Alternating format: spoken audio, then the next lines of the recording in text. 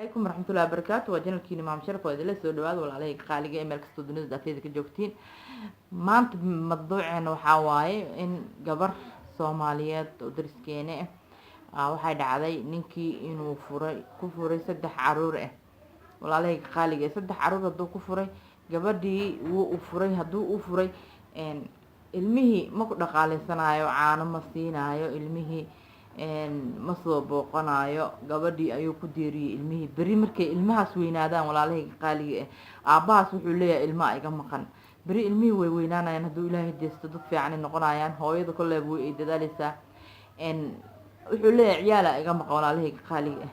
ma ahan gabadhii hadii ciyaal inta laga dhalay la furay hadana lagu deeriyo ma aha walaalay qaaliga aniga qisadaas aad iyo aad uga xumaado wallahi billahi tallahi rageen Soomaaliyeed waxaan ka codsanayaa in gabdhaha markay furaan ee ilmaha ku furaan ilmihii ay ku ogaadaan ee ilmahooda ku dhaqaaleystaan oo ilmahooda wanaajiyaan oo ilmaha adiga dhashay aabba u tahay ma ahan inaa ilmihii ku deysid hooyada kaligeed maxaa hooyo badan oo dhibaataysan wadanka meel kasta dunida daafeeda ay joogtaa ilaahay waxaan ka baryayaa hooyo walba meel walba ay joogto ay dhibaataysan dib ku jirto in ilaahay dhibka ka saaro walaalay qaaliga hooyo way iska dhiban tahay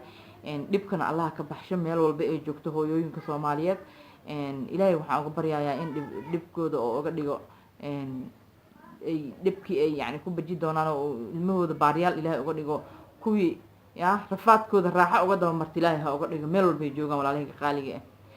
rageen Soomaaliyeed adigana waxaan ku baryayaa hadii gabadhii aan ka furtay ilmihii aad ku deerisay waa dhibkeedii marka waxaan ka codsanayaa in gabadhii hadii aad furtay ilmihii aad ku ogaatid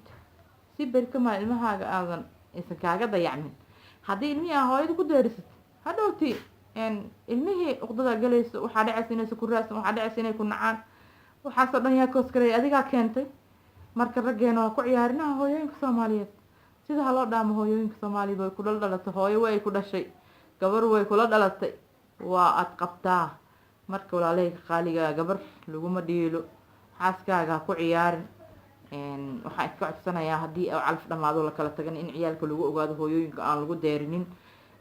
wallahi waa dhibaato hooyo kaligeed in ilmihii hooyo aabo u noqoto bariiskii raadisa mase ayagii tarbiyeysa mase ayagii bay waxbarashadooda ka fikirtaa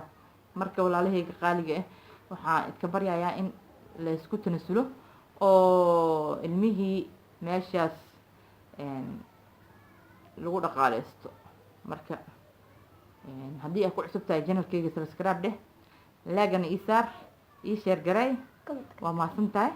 daawashada ay daawateen walaalay qaaliga salaamu calaykum waraxmatullaahi wabarakaatuh